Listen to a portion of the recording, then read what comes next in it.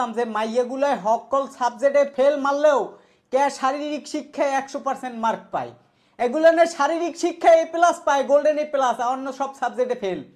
আমি কেন মেয়ের দিকে তাকাবো? কারণ আমার নিজের শাহজাদি মাশাআল্লাহ অনেক সুন্দর।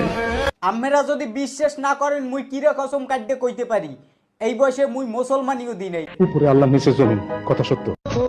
পালিয়ে বিয়ে করলে কোনো না কোনো দিন ফ্যামিলি মেনে নিবে, আর ফ্যামিলির কারণে ভালোবাসা স্যাক্রিফাইস করলে সারা জীবন কাটতে হবে।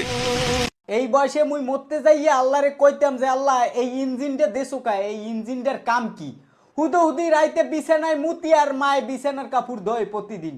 আহারে কি কোন ইঞ্জিনটার কামটা যে কি ছেলে হেই ঠিক করে জানতাম না, আর এরা এই বয়সে বিয়ে হতে চায়। খোদার কসম ভাই, আমার লাইফে আমার দাদা মারা গেছে, আমার নানা মারা গেছে, কিন্তু আমি কখনো কাঁদিনি। হ্যাঁ, কষ্ট পেয়েছি, কিন্তু লাইফে একটা ছেলের জন্য আমি বাচ্চার মতো কান্না করছি, তবুও তাকে আমি লাইফে ফিরে পাইনি।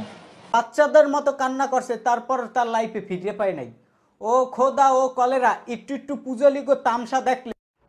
না, বেঁচে থাকো বাবা, আচ্ছা থাকো, চিরকাল ছিঁড়ে খাও বেড়ার বাল। যারে ভালোবাসি সে অনেক কষ্ট দেয়, কি করব বুঝি না।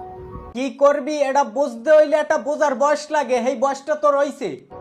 তারে অনেক ভালোবাসি, তাই তারে কোনো আঘাতও করতে পারি না।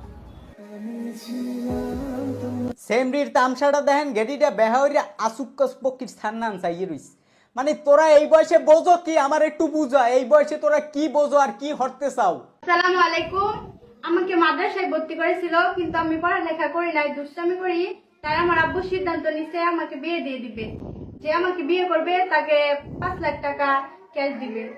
কি আব্বু ঠিক বলি নাই? হ্যাঁ ঠিক আছে, আমার মেয়েকে যে বিয়ে করো আমি তাকে ক্যাশ 5 লাখ টাকা দেবো। কেউ যদি রাজি থাকেন যোগাযোগ করিয়েন। কাকু আমের নাম্বারটা দেন। রাজি আছে, মোর বন্ধু বান্ধব গুলো রাজি আছে। 5 লাখ টাকা আর একখান আনোয়ার 5 কিনবে এই দিয়া। খালি মাল কামামু। আপনারা যারা কন্টেন্ট ক্রিয়েশন শুরু করতে চাচ্ছেন অথবা